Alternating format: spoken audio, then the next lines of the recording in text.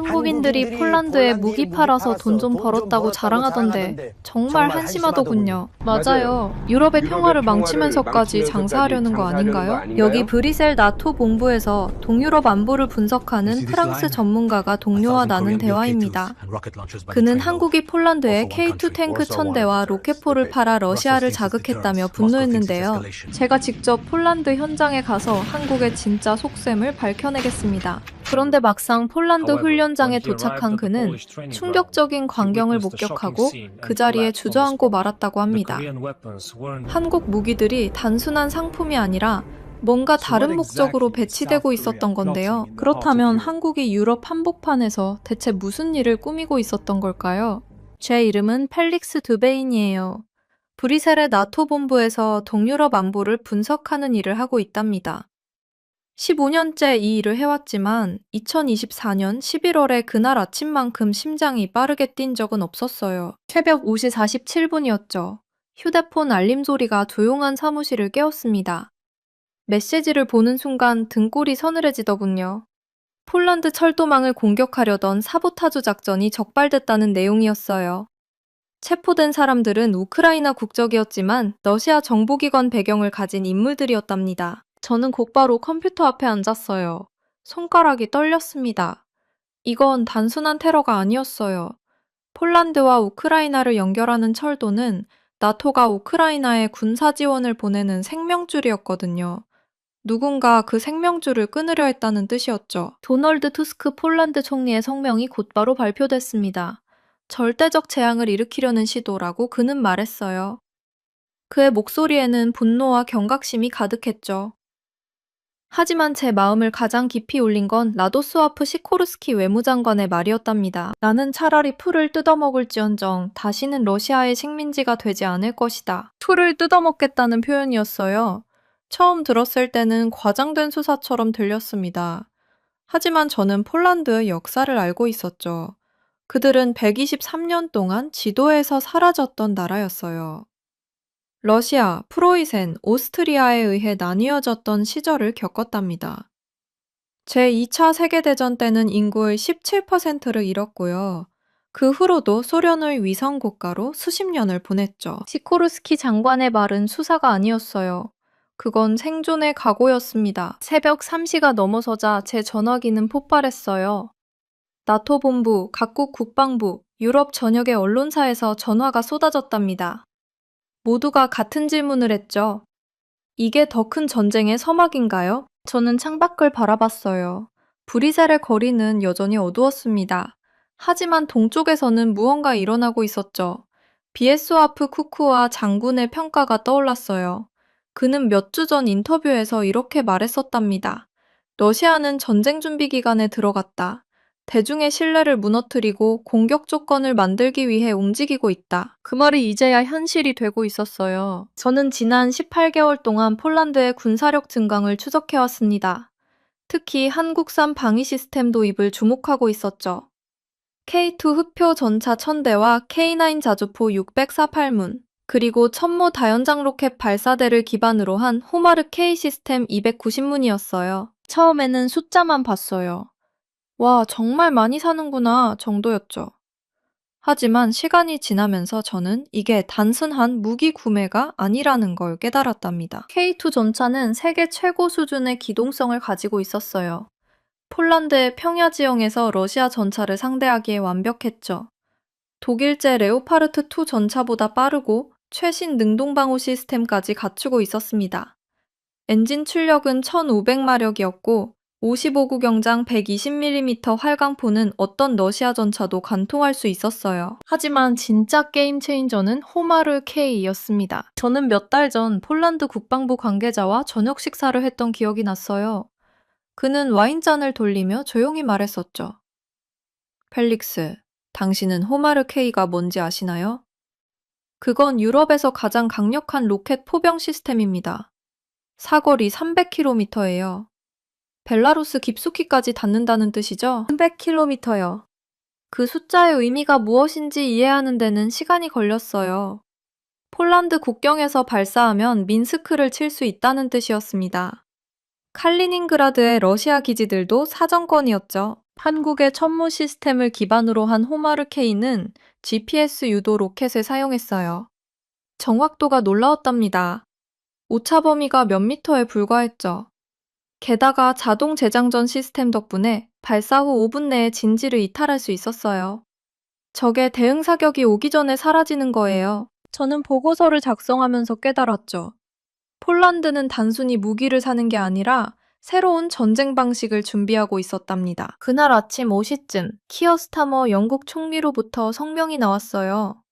프랑스, 독일 정상들과 협의를 마쳤다는 내용이었습니다.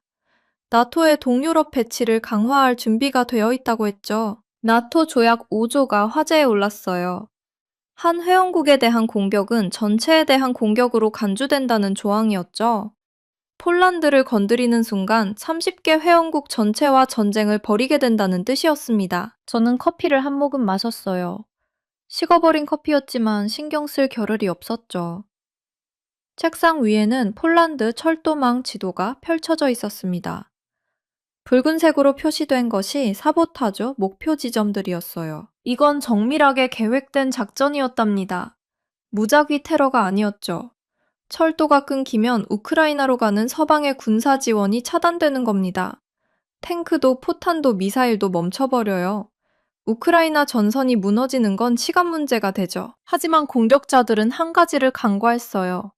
폴란드는 이미 준비되어 있었다는 것을요. 제가 수집한 정보에 따르면 K2 전차들은 이미 동부 국경 지역에 배치되고 있었습니다. 호마르 K 부대들도 전략적 거점에 자리를 잡았죠. 한국산 무기들의 배치 속도는 놀라울 정도였어요. 마치 이런 순간이 올 것을 미리 알고 있었던 것처럼요. 동이 트기 시작했어요. 브리셀의 하늘이 회색빛으로 물들었습니다. 저는 유럽 방위 리뷰에 보낼 분석 보고서 작성을 시작했죠. 전쟁의 철로가 공격받았다고 썼어요.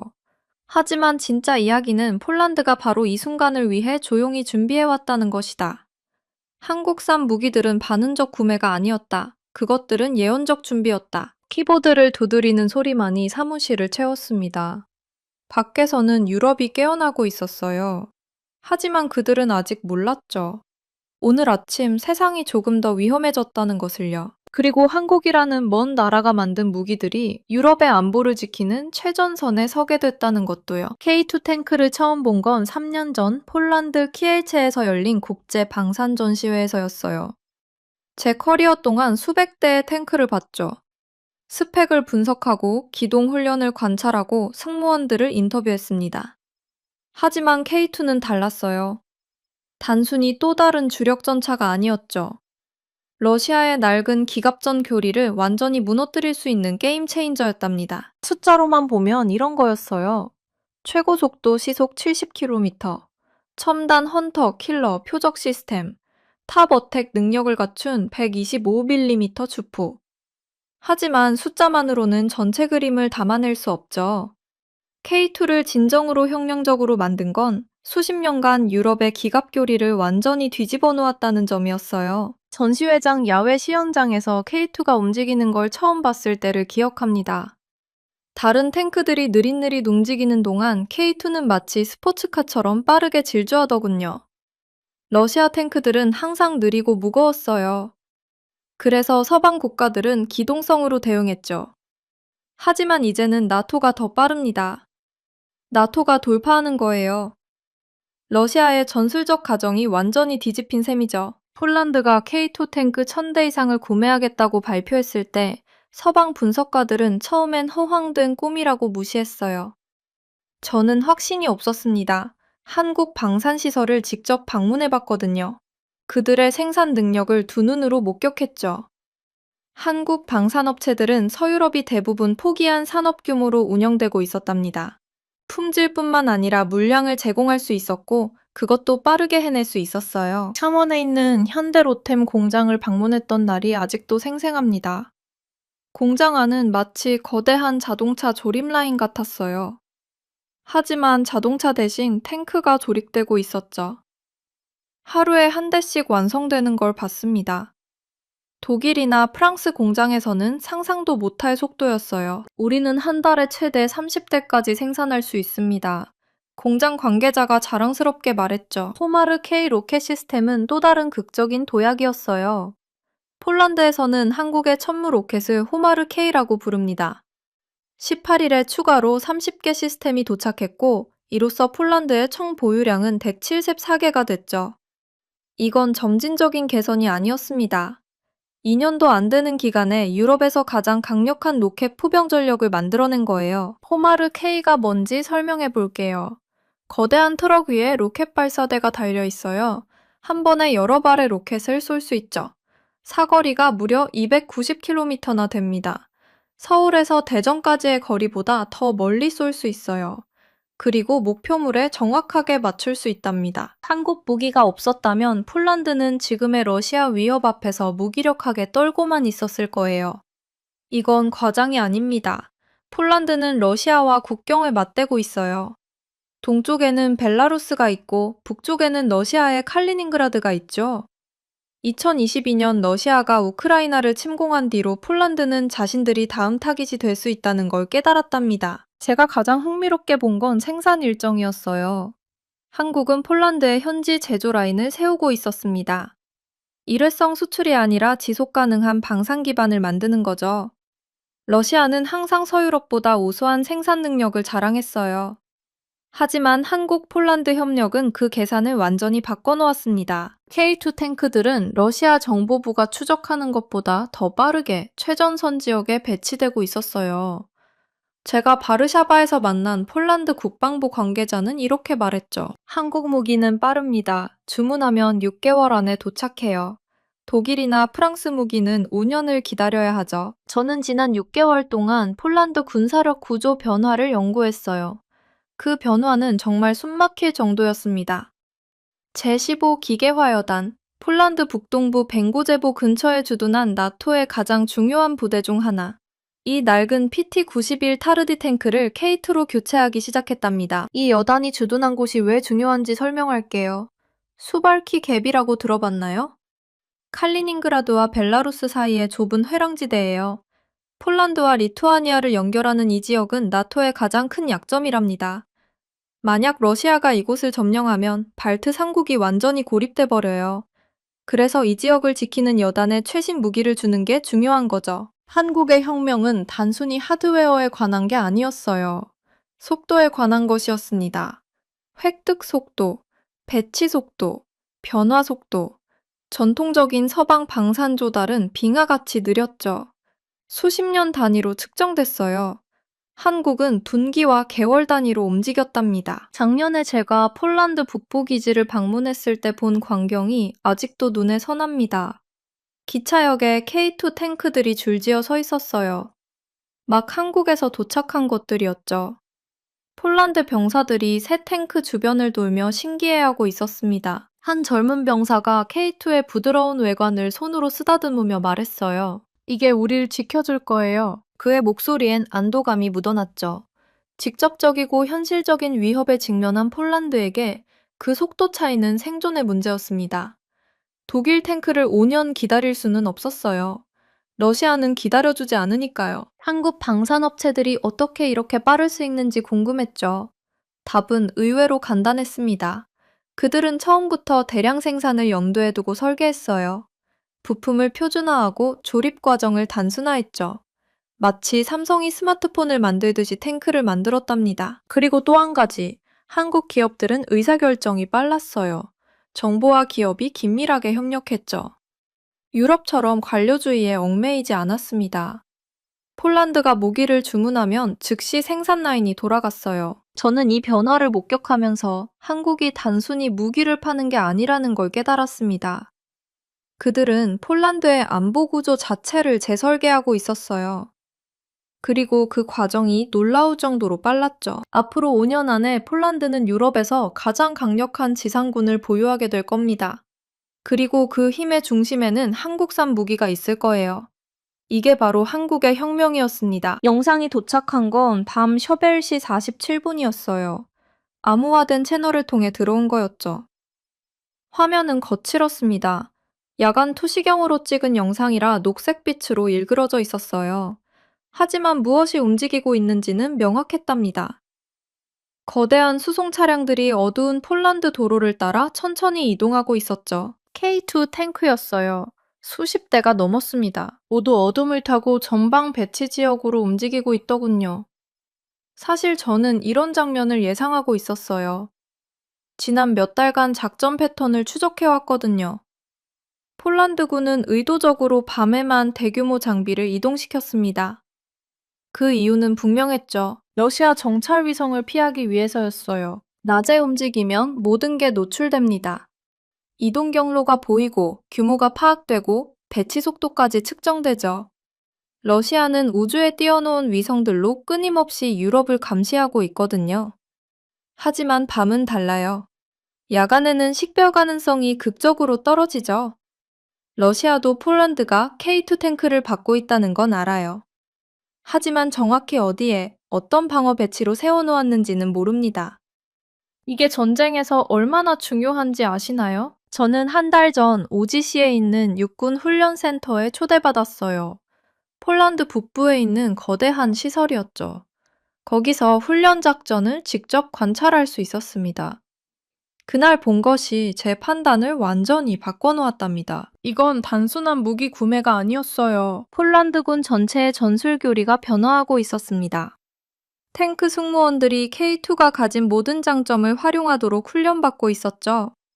그리고 그들은 놀라울 정도로 빠르게 적응하고 있었어요. 제가 인터뷰한 승무원들이 가장 인상 깊어한 건 헌터, 킬러 시스템이었습니다. 한국말로 사냥꾼, 사살자 체계라고 번역할 수 있죠. 이전에 그들이 쓰던 PT-91 탱크에서는 포수만 목표를 관찰하고 공격할 수 있었어요. 차장은 그냥 옆에 앉아 있는 거였죠. 하지만 K2는 달랐습니다. 차장에게도 독립적인 관측 장비가 있었어요. 포수가 목표물을 공격하는 동안 차장은 다음 목표를 찾을 수 있었죠. 동시에 두 가지 일이 가능한 거예요. 고강도 전투에서 이 차이가 뭘 의미하는지 아시나요? 생존과 파괴의 차이입니다. 한 폴란드 장교가 제게 이렇게 말했어요. 러시아 탱크들은 K2를 보면 후퇴할 수밖에 없을 겁니다. 허풍이 아니었어요. 계산된 분석이었죠. 러시아 장갑차의 약점은 이미 잘 알려져 있었거든요. 탄약을 승무원 아래쪽에 보관하고 열마상 카메라 성능이 떨어지고 위쪽 장갑이 얇고 원거리 교전에 약했습니다. K2는 바로 이런 약점들을 노리도록 설계된 탱크였어요. 그리고 KSTAM이 있었죠. 한국형 스마트 타버텍 탄약이라고 불리는 무기였습니다. 위에서 아래로 공격하는 특수한 포탄이에요. K2 탱크가 이 탄약을 장착하면 러시아 탱크는 치명적으로 취약해집니다. 왜냐고요? 러시아 탱크는 앞쪽 장갑만 두껍거든요. 위쪽은 얇아요. KSTAM은 포물선을 그리며 날아가다가 위에서 내려 찍죠. 러시아 탱크의 약한 머리통을 정확하게 때리는 겁니다. 그래서 터렛이 날아가요. 제가 말하는 게 과장이 아니에요. 실제로 포탑이 통째로 하늘로 날아간답니다. 내부 탄약에 불이 붙으면서 폭발하거든요. 군사 전문가들은 이걸 잭인더박스 효과라고 불러요. 깜짝 상자처럼 뚜껑이 튀어나가는 것처럼 보인다고 해서요. 하지만 제게 가장 인상 깊었던 건 따로 있었습니다. 폴란드 군인들의 눈빛이었어요. 그들은 단순히 새 장비를 운용하는 게 아니었죠. 우월한 장비를 운용하고 있었고 그 사실을 알고 있었어요. 자신감이 느껴졌답니다. 승무원들은 자기 탱크에 각자 이름을 붙였죠.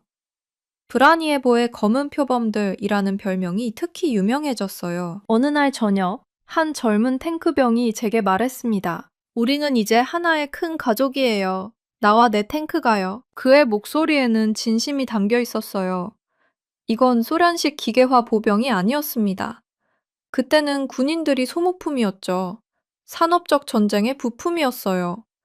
하지만 지금 폴란드에서 보고 있는 건 달랐습니다. 정밀 복합 무기 교리였어요. 고도로 훈련받은 승무원들이 정교한 시스템을 진정한 전문가적 자부심으로 운용하고 있었죠. 폴란드는 이제 유럽에서 가장 강력한 로켓 포병을 보유하고 있습니다. 그리고 그 로켓들이 만들어낸 돌파구를 활용할 장갑 전력도 갖췄어요. 밤 영상을 보면서 저는 생각했습니다. 동유럽의 밤이 변하고 있다고요. 어둠 속에서 움직이는 이 탱크들은 단순한 무기가 아니었어요. 그들은 새로운 균형의 상징이었습니다. 러시아가 더 이상 마음대로 할 수 없는 새로운 현실의 상징이었죠. K2 탱크는 조용히 하지만 확실하게 유럽의 전략적 지형을 바꾸고 있었어요. 그리고 그건 이제 막 시작이었답니다. 사진 한 장이 제 눈길을 사로잡았어요. 폴란드 여성 군인 4명이 K9 자주포 앞에 서 있는 모습이었죠. 그들의 표정은 자신감으로 가득했습니다. 남성 동료들과 전혀 다를 바 없는 능숙한 군인의 모습이었어요. 대부분의 서방 관찰자들에게 이 사진은 그저 흥미로운 장면일 뿐이었습니다. 하지만 저는 그 속에서 훨씬 더 중요한 의미를 발견했죠. 바로 유럽 국방의 미래였답니다. 폴란드의 이웃나라들은 이미 길을 열어놓았어요. 노르웨이는 성중립 징병제를 도입해서 여성 병력 비율이 20%에 달했습니다. 스웨덴도 17%를 기록했죠. 폴란드가 그들의 뒤를 따르고 있었고, 놀랍게도 한국 무기 체계들이 이런 변화와 완벽하게 맞아떨어지고 있었어요. 특히 K2 전차는 여성 군인들 사이에서 가장 인기 있는 장갑 차량이 되었습니다. 사용하기 쉬운 조작 시스템과 뛰어난 기동성 덕분이었죠. 오르지시 방문 중에 저는 여러 명의 여성 K2 승무원들을 인터뷰할 기회가 있었어요. 그들의 이야기는 제가 가지고 있던 편견들을 완전히 깨트려버렸습니다. 전차 전투는 힘으로만 하는 게 아니에요. 한 여성 승무원이 말했죠. 그녀의 말이 맞았습니다. 현대전차는 기술적 숙련도, 상황 인식 능력, 그리고 승무원들 간의 협력이 훨씬 더 중요했어요. 이 3가지 모두에서 여성들은 탁월한 능력을 보여주고 있었습니다. 제9기갑기병 여단의 안나 코발스카 중위와의 대화는 특히 인상 깊었어요. 그녀는 K2 전차 한 대를 지휘하고 있었죠. PT-21 전차는 많은 작업에 상당한 상체 근력이 필요했어요. 안나 중위가 설명했습니다. 하지만 K2는 달라요. 자동장전 시스템과 인체공학적 조작 장치가 그런 물리적 장벽을 없애버렸죠. K2가 요구하는 건 날카로운 눈, 빠른 판단력, 그리고 부드러운 협력이에요. 이건 누구나 개발할 수 있는 능력이랍니다. 그녀의 말을 들으면서 저는 깊이 고개를 끄덕였어요. 이건 단순한 사회공학이나 정치적 올바름의 문제가 아니었습니다. 실용적인 군사적 필요성이었죠. 유럽 국가들은 심각한 인구학적 도전에 직면해 있었어요. 출산율은 떨어지고 인구는 고령화되고 전통적인 징병 대상은 계속 줄어들고 있었습니다. 동시에 러시아의 위협은 더욱 강해졌고 더 크고 더 강력한 군대가 필요했죠. 해결책은 명백했습니다. 징병 기반을 확대하고 전체 인구의 재능을 활용하는 거예요. 한국 무기 체계들은 의도치 않게 이런 전환을 촉진했어요. K2의 자동화는 물리적 요구를 줄이면서도 기술적 복잡성을 높였습니다. 이건 정확히 이전에 배제되었던 인구 집단에게 기회를 열어주는 진화였죠. 폴란드는 이제 유럽에서 가장 강력한 로켓 포병을 보유하고 있었어요. 그리고 점점 더 그 포병은 성별이 통합된 승무원들에 의해 운용되고 있었습니다. 그들은 전장에 다양한 관점과 기술을 가져왔죠. 전략적 의미는 단순한 숫자를 넘어섰습니다. 저는 이 점을 특히 주목했어요. 러시아 군대는 여전히 깊이 보수적이었습니다. 경직된 성 역할과 여성 전투 통합에 대한 저항이 강했죠. 반면 나토의 성별 통합 군대는 문화적이면서도 기술적인 우위를 나타냈어요. 더 적응력이 있고, 더 혁신적이고, 더 회복력이 강했습니다. 장기적 경쟁에서 이런 소프트 요소들이 하드웨어 우위만큼이나 결정적일 수 있었죠. 훈련장에서 여성 전차 승무원들을 관찰하면서 저는 또 다른 것을 발견했어요. 그들은 남성 동료들과 다른 방식으로 문제를 접근했습니다. 더 신중하고, 더 체계적이고, 때로는 더 효율적이었죠. 한 훈련교관이 말했더군요. 여성 승무원들은 평균적으로 조작 실수가 더 적어요.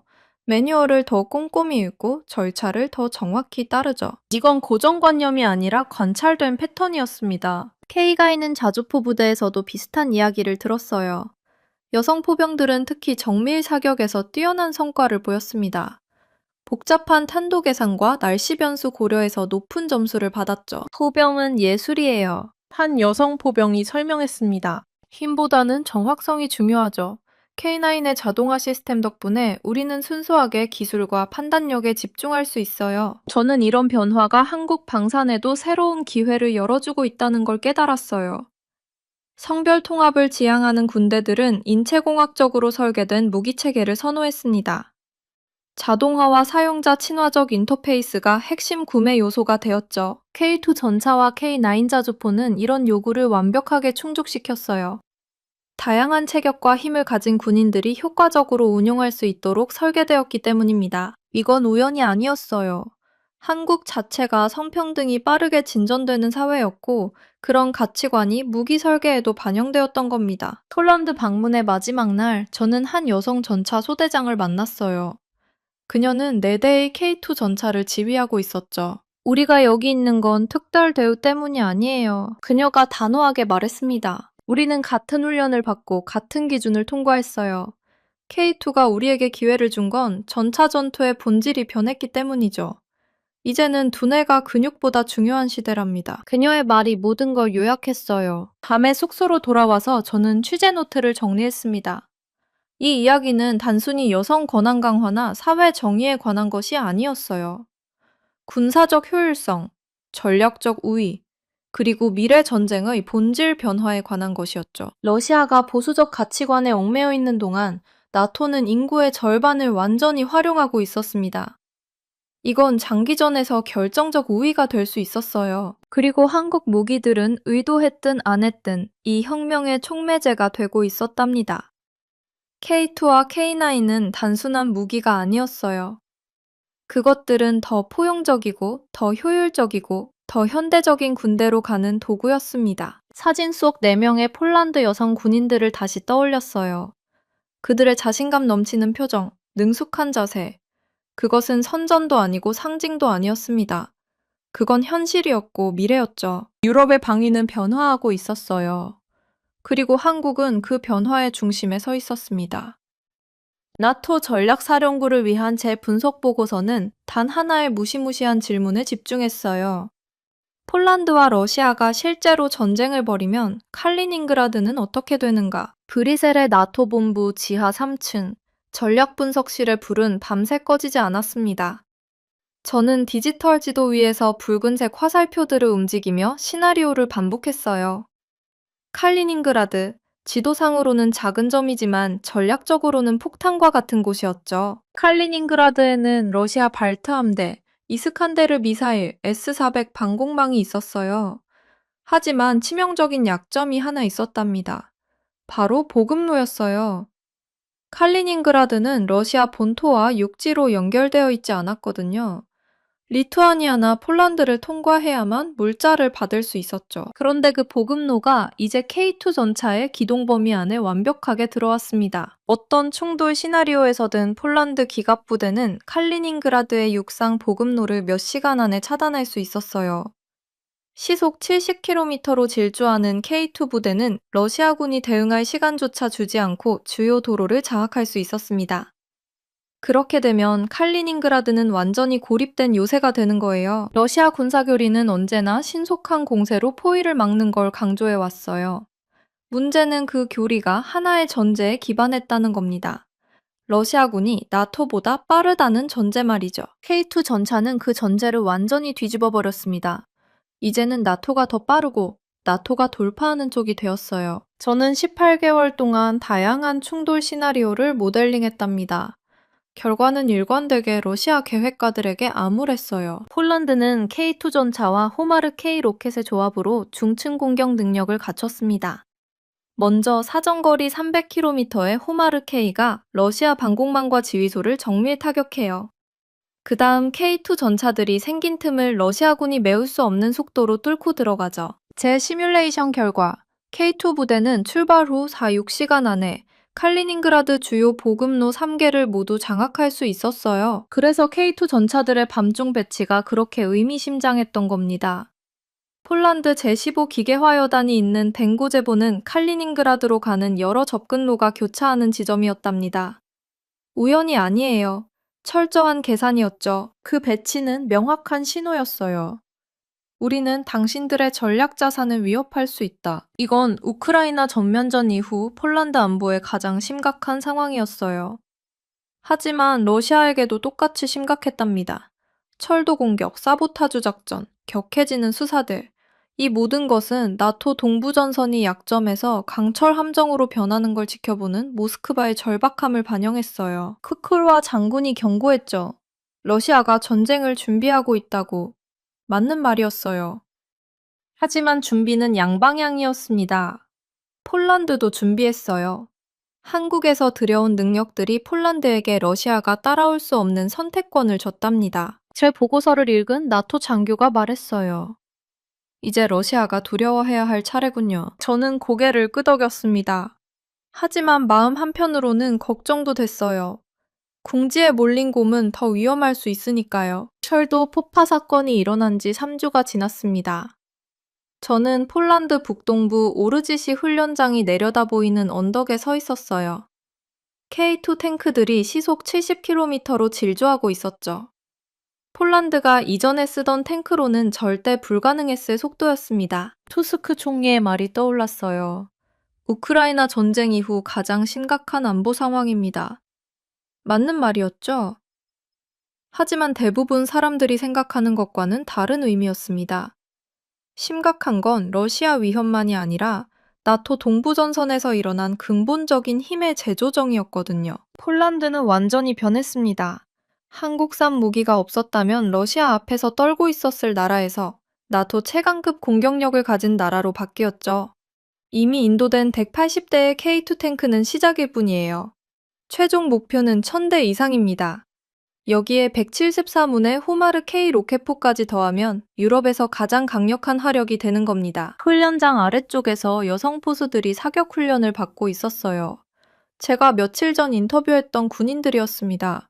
그들은 자기 탱크에 천둥, 번개 같은 이름을 붙였다고 했죠. 우리는 하나의 큰 가족이에요. 그녀들의 눈에는 자부심이 가득했습니다. 기지 카페테리아에서 만난 베테랑 전차병이 말했어요. K2는 살아있는 것처럼 반응해요. 속도, 기동성, 사격 시스템, 모든 게 달라요. 시코르스키 외무장관의 선언이 떠올랐습니다. 러시아 식민지가 되느니 차라리 풀을 뜯어먹겠다. 폴란드의 결의를 담은 말이었죠. 하지만 한국 기술이 그 결의에 이빨을 달아준 겁니다. 이제 러시아 탱크들은 K2가 나타나면 후퇴할 수밖에 없어요. 칼리닝그라드 문제는 여전히 위험했습니다. 하지만 균형이 바뀌었어요. 러시아가 폴란드를 위협할 능력은 줄었고 동시에 절박함은 커졌죠. 위험한 조합이지만 추진력은 확실히 나토 쪽으로 넘어왔더군요. 다음날 참관한 모의훈련에서 놀라운 건 조정 속도였어요. 지휘관이 명령하면 몇 분 안에 모든 유닛이 움직였습니다. 이게 네트워크 중심 전투입니다.